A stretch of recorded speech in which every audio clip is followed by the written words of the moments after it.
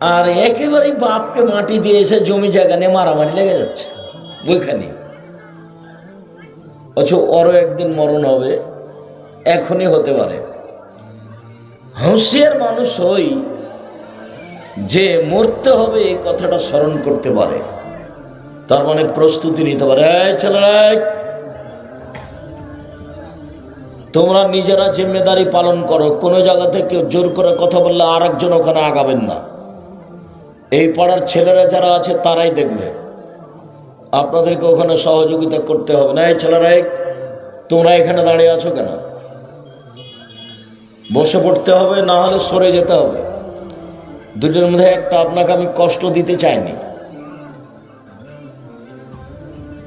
আর জায়গা আছে বলে আমার অনুমান, জায়গা না থাকলে দাঁড়িয়ে থাকবেন সেটা ভিন্ন কথা। তো কবর যত কঠিন, কিয়ামত তার চেয়ে অনেক বেশি কঠিন। কিয়ামত যত কঠিন, জাহান্নাম তার চেয়ে অনেক অনেক অনেক বেশি কঠিন। কি দিয়ে বুঝায় আপনাকে আমি জাহান্নাম কত কঠিন? কবর বলতে বাড়ির পিছন দিকে 2-2.5 হাত গর্ত খুঁড়ে যেটা মাটি দিয়ে দেওয়া হয়েছে সেটাই কবর নয়। সেটাই যদি কবর হয় তাহলে যাকে বাঘে খেলো তার কবর কোথায়? কবরস্থানের কবরই যদি কবর হয় তাহলে যে পানিতে ডুবে মারা গেল, হারিয়ে গেল, তার কবর কোথায়?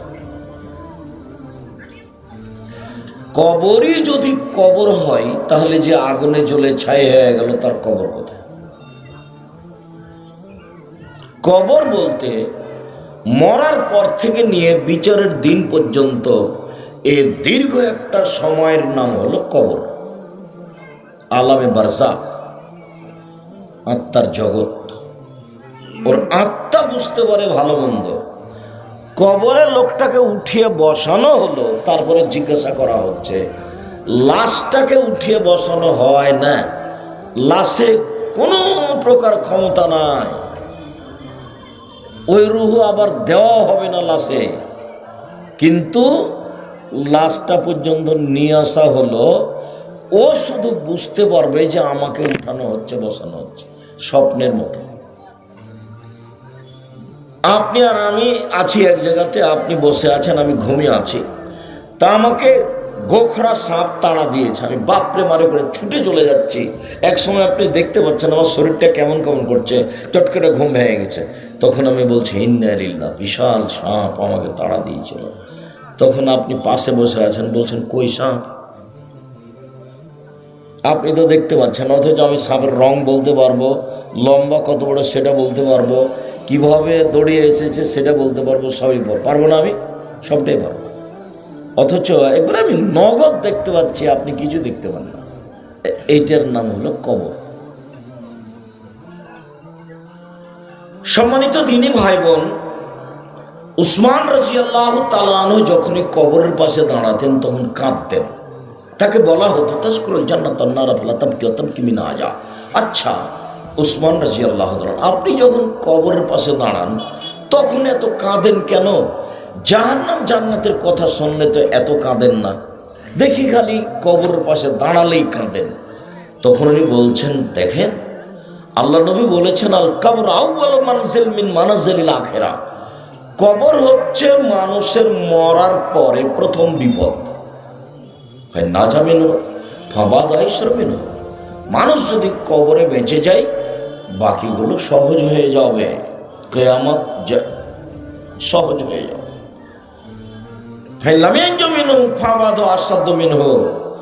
যদি ও কবরে বাঁচতে না পারে তাহলে বাকিগুলো আরো জটিল ও কঠিন হয়ে যাবে।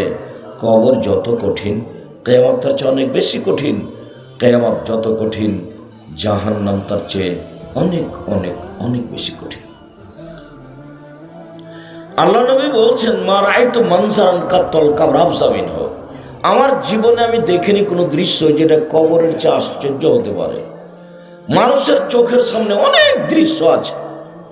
আগ্রার তাজমহল আছে, ইরাকের ব্যাবিলনের ঘন্টা আছে, কলিকাতার হাওড়ার ব্রিজ আছে, ফ্যাক্স মেশিন আছে, মোবাইল আছে, অনেক আশ্চর্য জিনিস মানুষের চোখের সামনে আছে। কবর তার চেয়ে আশ্চর্য, এ কথা মুহাম্মদ সাল্লাল্লাহু আলাইহি সাল্লাম বলেন। তিনি বলেন, কবরে যে ফেরেশতা মারেন ওই ফেরেশতা চোখে দেখে না, কোথায় মারছে তার হিসাব নেই। কবরে যে ফেরেশতা মারেন ও কানে শোনে না, লোকটা কত জোরে চিৎকার করছে হলো শুনতে পারে না, তার কান নাই, চোখও নাই, কানও নাই। এইভাবে তাকে নিয়োগ করা হয়েছে, নিযুক্ত করা হয়েছে। আল্লাহ নবী বলছেন, যদি উত্তর দিতে না পারে তখন ওই ফেরেশতা মারেন, তাতে ও চিৎকার করে ফায়াসিও সাইহাতান, বাপরে মারে করে চিৎকার করে উঠে, ইসমু মাগরিল মাশরিকুল মাগরিব ইল্লা সাকালাইন, সারা পৃথিবীর জীবজন্তু, কীট পতঙ্গ, পদার্থ, জড় পদার্থ সবাই শুনতে পাচ্ছে তার চিৎকার, কিন্তু মানুষ এবং জিন শুনতে পাবে না। ওই ক্ষমতা সৃষ্টি করা হয়নি। এইখানে এই কবরে চিৎকার করছে একটা মানুষ, এখন এই মুহূর্তে 50,000 কোটি কিলোমিটার দূরে যে বস্তু আছে সেও শুনতে পাচ্ছে এই কবরের চিৎকার, কিন্তু আমি আপনি পাশে আছি, আমি আপনি শুনতে পাবো না। যার জন্য কবরের শাস্তি কোনো মিডিয়ায় দেখা যাবে না।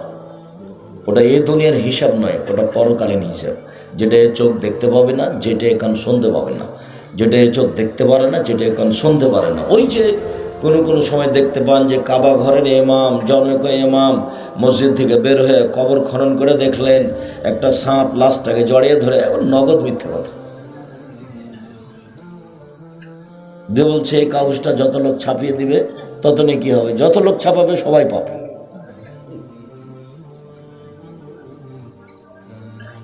যেমন এটা মিথ্যা কথা, তেমন দলের নামে অনেক দল আছে মিথ্যা। যেমন এদিকে দেখা দিয়েছিল কাদিয়ানি, গোলাম আহমদ কাদিয়ানি, আর একজন নবী,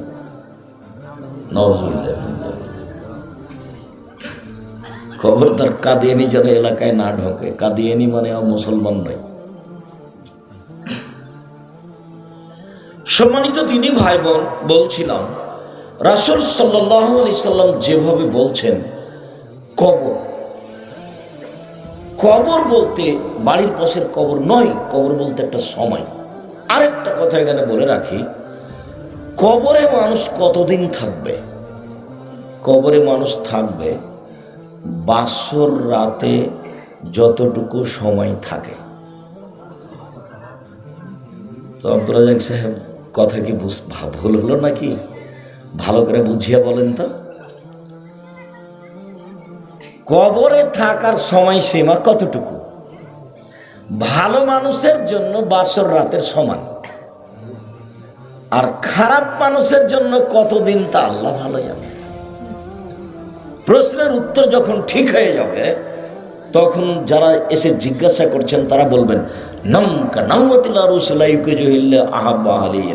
তুমি ঘুমিয়ে যাও বাসর রাতের ঘুমানোর মতো, যাকে কেউ জাগাবে না তার নিজ স্ত্রী ছাড়া।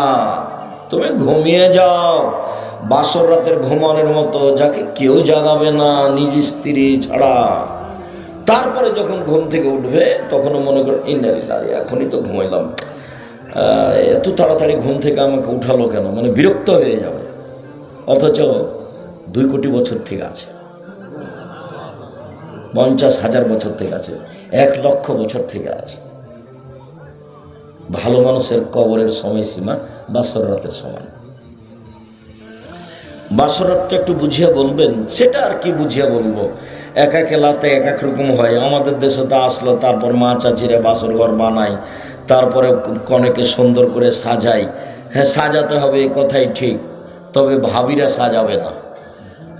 তার নখে নেল পালিশ দিতে হবে না। নেল পালিশ দেওয়া ইহুদি খ্রিস্টানদের পতিতালয়ের মেয়েদের বৈশিষ্ট্য। কনেকে সাজাতে হবে, এই কথাই ঠিক। আয়েশা রাদিয়াল্লাহু তাআলা আনহা বলেন, আমি আমার বান্ধবীদের সাথে একদা দোলনায় খেলাচ্ছিলাম। দোলনায় একদিকে আমরা আছি কিছু বান্ধবী, একদিকে কিছু বান্ধবী আছে, একদিক উঁচু হলে একদিক নিচু হয়। আমরা খেলাচ্ছিলাম, আমার মা আমাকে ডাকলেন, আমি দৌড়িয়ে আসলাম। তো আমার গায়ে কিছু ধুলাবালি লেগেছিল, এগুলো আমার মা একটু মুছে দিলেন। দিয়ে নিয়ে গেলেন একটা ঘরে, দেখি সেখানে আনসারীদের মহিলা। ব্যাপারটা বুঝলাম না, ওখানে কেউ নেই, শুধু আনসারীদের মহিলা। আনসারি মহিলারা আমাকে সুন্দরী করে সাজালো। অন্য এক বর্ণনাতে এসেছে, আসমা বিনতে ইয়াজিদ বলছে, কাইয়ান্ত আয়েশাতা লিরাসূলিল্লাহ সাল্লাল্লাহু আলাইহি সাল্লাম, আমি আয়েশাকে সুন্দরী করে সাজালাম আল্লাহর নবীর জন্য। কি দিয়ে সাজালেন? যা দিয়ে চলে সবই দিলেন, আসকারা মাস্কারা যা আছে, পাউডার টাউডার যা আছে, তবে নেইল পালিশ নয়, আর টিপ নয়। টিপ হচ্ছে হিন্দুদের হিন্দু মেয়েকে বিবাহ করার 10টা পদ্ধতি আছে, তার একটা হলো রাক্ষসী বিবাহ। মেয়ের বাপ বিবাহ দিবে না, ছেলে বিবাহ করবেই, তো জোর করে যদি কপালে টিপ দিতে পারে তাহলে বিবাহ হয়ে গেছে। তো কপালে টিপ দেওয়া প্রথা এসেছে হিন্দুদের পক্ষ থেকে, যার কারণে কোনো মুসলিম মহিলা কপালে টিপ দিতে পাবে না। আর নখে নেইল পালিশ দিতে পাবে না এই জন্য যে পতিতালয়ের, ইহুদি খ্রিস্টানদের পতিতালয়ের মেয়েদের বৈশিষ্ট্য নখে নেইল পালিশ দেওয়া। ইহুদি খ্রিস্টানদের পতিতালয়ের মেয়েদের বৈশিষ্ট্য হচ্ছে নখে নেইল পালিশ দেওয়া। মুসলিম মহিলারা হাতের নখে পায়ের নখে মেহেদি দিবে, জরুরিভাবে দিতেই হবে। সব মহিলাকে দিতে হবে, হাতের নখও দিতে হবে, পায়ের নখও দিতে হবে, দিতেই হবে, জরুরি। পুরুষের দেওয়া হারাম। তো সুন্দরী করে সাজালো আমাকে, তারপর একটা ঘরে নিয়ে গেল। সকাল 8:30 9টার সময় দেখি ঘরে কেউ নেই, শুধু আল্লাহর নবী। বিষয়টা আমি বুঝতে পারলাম না ব্যাপারটা কি। আমার মা আমাকে ভেতরে নিয়ে গিয়ে ছেড়ে বের হয়ে চলে আসলেন। আমি খুব চিন্তিত, আমি তো এরকমভাবে কোনো সময় আল্লাহ রাসূলকে দেখিনি, ঘটনা তো আমি জানি। তো একটু পরে দেখলাম একজন মহিলা আসমা বিনতে ইয়াজিদ এক গ্লাস শরবত নিয়ে আসলো। তো নিয়ে এসে আমাকে বলছে, আয়েশা গ্লাসটা নাও, রাসূলের হাতে দাও। তো আমি তো লজ্জা পেয়ে গেলাম, আমি তো আল্লাহ রাসূলের হাতে কোনোদিন কিছু দিইনি। তো আমাকে ধমকায় বলছে, দাও রাসূলের হাতে দাও। তো আমি গ্লাসটা এনে আল্লাহ রাসূলের হাতে দিলাম, উনি পান করলেন। তারপরে আমাকে বলছেন আল্লাহ নবী যে তুমিও পান করো। আমি একটু করলাম, তারপর বলছেন যে গ্লাসটা আসমাকে দাও। তারপর আসমাকে দিলাম। তো দেখলাম আসমা ওখানে মুখ লাগিয়ে শরবতটা পান করলো, যেখানে রাসূল সাল্লাল্লাহু আলাইহি ওয়াসাল্লাম মুখ লাগিয়ে শরবতটা পান করলেন। তারপরে এ পর্যন্ত এখানে শেষ। অন্য হাদিসে এখন কি বলতে হবে? অন্য হাদিসে ঢোকে মাথায় হাত দিয়ে দোয়া পড়তে হবে, আল্লাহুম্মা ইন্নী আসআলুকা খাইরাহা ওয়া খাইরা মা জাবালতা আলাইহি ওয়া আউযু বিকা মিন শাররিহা ওয়া শাররি মা জাবালতা আলাইহি। আল্লাহ, এই স্ত্রীর মধ্যে যে কল্যাণ আছে সে কল্যাণ চাচ্ছি, একে যে কল্যাণ দিয়ে সৃষ্টি করা হয়েছে সেটা চাচ্ছি, আর এর ভিতরে যে খারাপ আছে, বেঢঙ্গা নীতি, বেহায়াই, এটা থেকে তোমার কাছে বাঁচতে চাচ্ছি। যে বেহায়াই দিয়ে, বোকামি দিয়ে একে সৃষ্টি করা হয়েছে সেটা থেকে বাঁচতে চাচ্ছি। তারপরেরটা দূরে কাজ সালাত, তারপরে দাম্পত্য জীবন, এটা হলো বাসর রাতের সময়।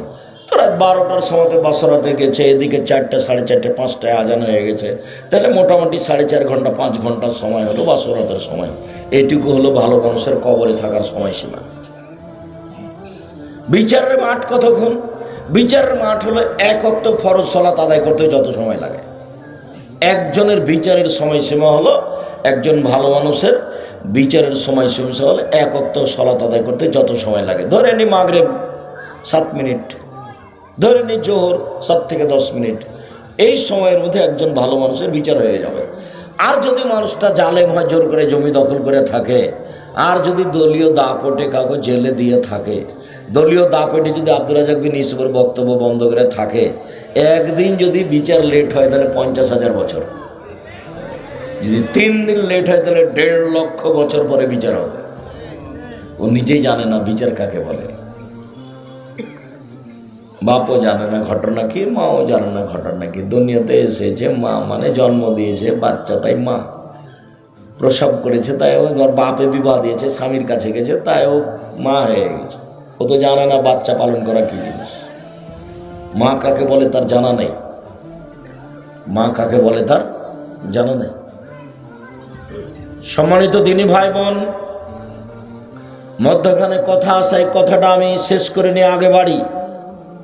মা কাকে বলে জানা না। এই ছেলে শোনো, আমি যদি বলি এটা তোমার মা নয়, এটা তোমার খালা, তুমি অস্বীকার করতে পারবে না। কিভাবে আব্দুর রাজ্জাক সাহেব? তোমার প্যান্টটা টাকনুর নিচে আছে, তিন শ্রেণীর মানুষের সাথে আল্লাহ বিচারের মাঠে কথা বলবেন না। তার মধ্যে এক শ্রেণীর মানুষ যাদের পায়জামা লুঙ্গির টাকনুর নিচে থাকে। বলো তো, তোমার মা এই পায়জামাটা রোজ তোমাকে ধুয়ে দেয়? তোমার পাশে একটা তোমার ভাই আছে ছোট, 7 বছর বয়স, তার প্যান্টটা টাকনুর নিচে আছে, তোমার মা রোজ প্যান্টটা ধুয়ে পরিষ্কার করে শুকিয়ে তার গায়ে দেয়। কই, তোমার মার কাছে তো একটু খারাপ লাগে না? তোমার বোন এখন এখানে দাঁড়িয়ে আছে, তোমার মায়ের পাশে ক্লাস 10-এ পড়ে, পাঞ্জার চুল নিয়ে হেঁটে বেড়াচ্ছে, ক্লাস 10-এ পড়ে, গল্প করছে জোহর থেকে। তোমার মা আছে, কথা কে বললো না? তোমার মা থাকলে এটাও করতে পারে? বুঝতে পারোনি মা কাকে বলে? এটা তোমার মা না, এটা তোমার খালা, নইলে তোমার সৎ মা। মা হলে 4টা জিনিস লাগে, এটুকু দেখি আগে বাড়ি। এই ছেলে, বসো। উপস্থিত বৈঠকের মুসলিম বোন, আপনি একটু কথা খেয়াল করে শোনেন। এই মেয়ে, কথা বলছো কেন? তোমার লজ্জা হয় না, শরম হয় না কেন? আমি কথা বলছি, তুমি হিসাব পাও না? উপস্থিত বৈঠকের মুসলিম বোন, আপনাকে আমি অনুরোধ করছি, আর একজন মহিলা যদি আপনার গায়ের উপর দিয়ে চলে যায়, তবে আপনি মুখ খুলবেন না, মুখখান বন্ধ করে রাখেন। আপনার স্বামী কাপুরুষ, তারই ফাঁকে তো আপনি চিল্লাতে শিখেছেন। ঢং ঢং করে এসেছেন, ডোডো করে, আবার ঢং ঢং করে চলে যাবেন। শরমও নাই, লজ্জাও নাই। গল্প করতে করতে আসেন, গল্প করতে করতে চলে গেলেন। আপনার বাপও কাপুরুষ, আপনার স্বামীও কাপুরুষ। আপনার স্বামী একটা ঘৃণিত পুরুষ। স্বামী হলে ক্ষমতা লাগে, চোখ যেভাবে ঘুরে বউ সেভাবে চলে, তার নাম ক্ষমতা। চোখ যেভাবে ঘুরে বউ সেভাবে চলে, তার নাম ক্ষমতা। বউ পালন করলে ক্ষমতা লাগে। আল্লাহ রাসূল বলছেন, ইয়া মাশারা শাবাব মান ইসতাতা মিনকুম বাত ফালা তাজাওয়াজ। এই যুবকদের শোনো, বিবাহ করলে আগে ক্ষমতা লাগবে, তারপরে বিবাহ। ক্ষমতা মানে পেশাবখানা, পায়খানা, মোহ, শারীরিক ক্ষমতা, কন্ট্রোল ক্ষমতা, সব যখন থাকবে তখনও বিবাহ করবে। যদি ক্ষমতা না থাকে তাহলে তাকে রোজা থাকতে হবে। আল্লাহ নবী বলছেন, রোজা থেকে থেকে থেকে থেকে ও তার যৌবনকে ধ্বংস করে দেবে, বিবাহ করতে হবে না। যার মেয়ে ক্লাস 10-এ পড়ে, এখানে মাথায় কাপড় দিয়ে নাই, ওকে হিন্দুর মেয়ে, ওকে ইহুদি খ্রিস্টানের মেয়ে, তো মাথায় কাপড় দিয়ে নেই কেন? ওর বাপ আছে, ওর ভুল কথা, ওর বাপ নেই। ওর মা আছে, এটা ভুল কথা, ওর মা নেই। বাপ মাকে শুধু ইনকামের জন্য আর ভাত রান্না করে খাওয়ার জন্য, ইনকাম আর ভাত রান্না আল্লাহ রাসূল ওভাবে বলেননি। একে লালন পালন করতে হবে, এ কথা বলেছে। ওকে লালন পালন করতে হবে, ওকে দেখাশোনা করতে হবে। বাপেরটা আগে বলি, তারপর মায়েরটা বলছি। বাপ, মান ওয়ালাদা লাহু ওয়ালাদুন, যে বাপের ছেলে মেয়ে জন্ম নিবে, ফালিহিসান ইসমাহু, সে যেন একটা সুন্দর নাম রাখে। নাম রাখতে হবে, 7 দিনের দিন আকিকা করতে হবে, 7 দিনের দিনই করতে হবে। 14 দিনে হবে না, 21 দিন হবে না। পৃথিবীর সবাই যদি বলে তবুও হবে না। আমি 26 বছর থেকে ফটো লিখে 2 হাত দিয়ে, কতদিন থেকে?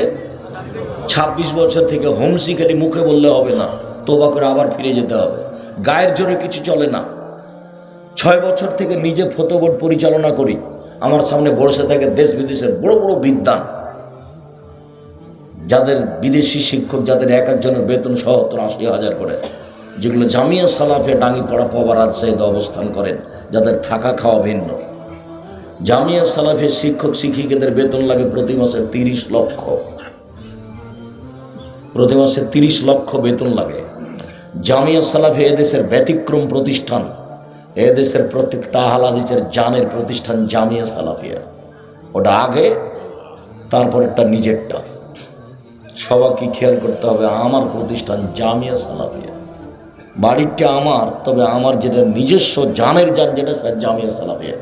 এই দেশের বাংলা, ইংরেজি, আরবি উন্নত মানের শিক্ষা দেওয়ার ব্যতিক্রম মাধ্যম জামিয়া সালাফিয়া, যেখানে শহ শহ হাজার হাজার ছেলে মেয়ে পড়াশোনা করে, যেখানে শহ শহ শিক্ষক শিক্ষিকা। ডাঙ্গিপাড়া 26 বিঘা জমির উপরে ছেলে শাখা, আর রূপগঞ্জ নারায়ণগঞ্জে 51 বিঘা জমির উপরে প্রতিষ্ঠান। মার্চের 2-3 সম্মেলন, একদিন যা দেখে আসবেন, ভুল করে এদিকে চলে যাবেন।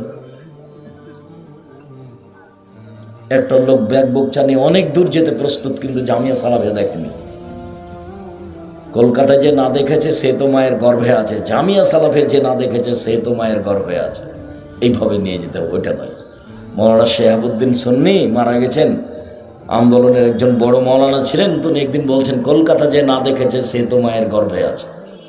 জামিয়া সালাফিয়া চোখে না দেওয়া পর্যন্ত কিছু ভাবা যাবে না। এদেশের ব্যতিক্রম প্রতিষ্ঠান জামিয়া সালাফিয়া।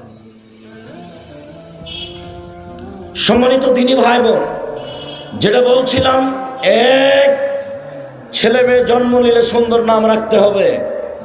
দুই, ফায়জা বালাগা ফালি জব্বে জহু, বড় হলে বিবাহ দিয়ে দিতে হবে। অলিয়তে বহু, দুই, তাকে শিষ্টাচার শিখাতে হবে। শিষ্টাচার এটা বাপের কাজ, বিদ্যা শিষ্টাচার শিখাতে হবে। দুই, তিন, ফায়জা বালাগা ফালি জব্বে জহু, বড় হলে বিবাহ দিয়ে দিতে হবে। ফায়জা বালাগা ফালি জব্বে জহু, যদি বিবাহ না দেয়, সে যদি কোনো পাপ করে সে পাপ তার বাপের হবে। আমি এই কথা বলিনি, আমি অনুবাদক। এটা হলো বাপ। নাম রাখতে হবে, শিষ্টাচার শিখাতে হবে, বিবাহ দিয়ে দিতে হবে। বাপকে নাম রেখেছে লিটন, এটা বাপ, এটা সুন্দর নাম হলো। ওকে তোবা করতে বলতে আমার বাপ ভুল হয়েছে। আমি এই মনে তোবা করিয়া বলিতেছি যে আস্তাগফিরুল্লাহ ওয়া আতুবু ইলাইহি, আমার বাপ ভুল হইয়াছে, আমার বাপের নাম, আমার বেটার নাম লিটন। ও নিজে বলুক যে আমার বেটার নাম লিটন, ভালো হয়েছে। কেন বলবো? এটা বাপ নাকি? আপনি মনে কষ্ট, আপনাকে আমি কষ্ট দিতে এসেছি, এমনভাবে আপনাকে কথা বলতে এসেছি 20 বছর পরে যেন আপনার মনে থাকে যে এখান থেকে যাবে কেটে ছিঁড়ে চলে যাবে। এটা আমি চাচ্ছি, আপনাকে বলতে হবে আমার ছেলের নাম লিটন এবং ভালো নাম, এটা বলতে হবে। নইলে বলতে হবে ভুল হয়েছে আমার। কোন সাহস আপনি কথা বলেন? আমি আব্দুর রাজ্জাক বিন ইউসুফ, আমার জীবনে আমি কোনোদিন অপ্রয়োজনীয় বাক্য ব্যবহার করিনি 32 বছরে। আব্দুল্লাহ, আব্দুর রহমান, আব্দুল রহিম, আব্দুল হামিদ, আব্দুল গাফফার, আব্দুল সাত্তার, এগুলো নাম। ইউসুফ, ইসমাইল, ইয়াকুব, ইয়াহিয়া, ইদ্রিস নবীগণের নাম। আল্লাহর নবী বলছেন ইব্রাহিম, নবীগণের নাম রাখো, আল্লাহর গুণবাচক নাম রাখো। তো লিটন কোনটা? একটা কাঠ রাখতেন, সেটাও ভালো ছিল। কাঠ, আমার ছেলের নাম কাঠ। আল্লাহ রাসূলের কথাটা আবার দেখেন, মান ওয়ালাদাহু ওয়ালাদুন, কারো যদি ছেলে মেয়ে জন্ম নেই, ফাল ইহসান ইসমাহু, এটা আদেশবাচক শব্দ। সে যে তোর ছেলে মেয়ের নাম সুন্দর নাম রাখে। কি সুন্দর! খালি বিবেচনা অন্যের কাছে দিলেই হবে, দিন রাত খালি নির্বাচন করে বেড়াইলেই হবে। মুখের চরিত্র ফুলের মতো পবিত্র, আর বক্তব্য বন্ধ করো। 2, 3, অলিয়তে বহু, তাকে শিষ্টাচার শিখাতে হবে। বিদ্যা, চাল চলন, আচরণ, কথাবার্তা বাপ মাকে দিন রাত দেখতে হবে। বিবাহ দিয়ে দিতে হবে। যদি বিবাহ না দেয় তাহলে পাপ তার বাপের হবে। অনুবাদ।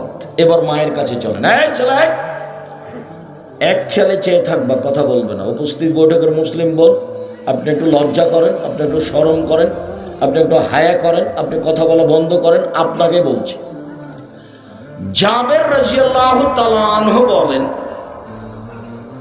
আমরা একদা আল্লাহ রাসূলের সাথে যুদ্ধ করে আসছিলাম, মদিনায় ঢুকবো। তখন তিনি বলেন, এই থামো, সবাই এখানে থামো, আমরা সকালে মদিনায় ঢুকবো, রাতে এখানে থেকে যাব। তো জাবের বলছেন, আল্লাহর নবী, আমি নতুন বিবাহ করেছি, আমাকে বাড়ি যেতে অনুমতি দেন। তখন আল্লাহ রাসূল বলছেন, ও নতুন বিবাহ করেছো? বিকরানা সাইয়্যিবা, কুমারী মেয়ে বিবাহ করেছো না তালাক প্রাপ্ত মেয়ে বিবাহ করেছো? কুমারী মেয়ে বিবাহ করেছো না তালাক প্রাপ্ত মেয়ে বিবাহ করেছো? তো জাবের বলছেন, সাইয়্যিবা, তালাক প্রাপ্ত মেয়ে বিবাহ করেছি। ওর বিবাহ হয়েছিল, ওর স্বামী তাকে তালাক দিয়ে দিয়েছে, আমি তাকে বিবাহ করেছি। তখন আল্লাহ রাসূল বলছেন, হাল্লা বিক্রাম তোলায়বকা, তুমি কুমারী মেয়ে কেন বিবাহ করলে না? তুমি তার সাথে খেলতে, ও তোমার সাথে খেলতো। তুমি অবিবাহিতা মেয়ে কেন বিবাহ করলে না? তুমি তার সাথে খেলতে, ও তোমার সাথে খেলতো। তুমি কুমারী মেয়ে কেন বিবাহ করলে না? তুমি তার সাথে খেলতো, তোমার সাথে খেলতো। আচ্ছা যাক, আল্লাহ নবী এ পর্যন্ত বললেন। দেখি জাবের কি বলছেন। জাবের বলছেন, আল্লাহ নবী শোনেন, আমার বাপ উহুদের যুদ্ধে শহীদ হয়েছেন 6 জন মেয়ে রেখে। আমার 6টা বোন আছে। আল্লাহ নবী শোনেন, আমার পিতা উহুদের যুদ্ধে শহীদ হয়েছেন, 9 জন মেয়ে রেখে মারা গেছেন। আমার 9টা বোন আছে। এক বর্ণনায় 6টা, এক বর্ণনায় 9টা। আল্লাহ নবী শোনেন, আমার পিতা ওহুদের যুদ্ধে শহীদ হয়েছেন, 6 জন মেয়ে রেখে গেছেন, আমার 6টা বোন আছে। 9 জন মেয়ে রেখে গেছেন, আমার 9টা বোন আছে। আমি আমার বোনদের সমবয়সের মেয়েকে বিবাহ করিনি 4টা কারণে। এটা হলো মায়ের কারণ।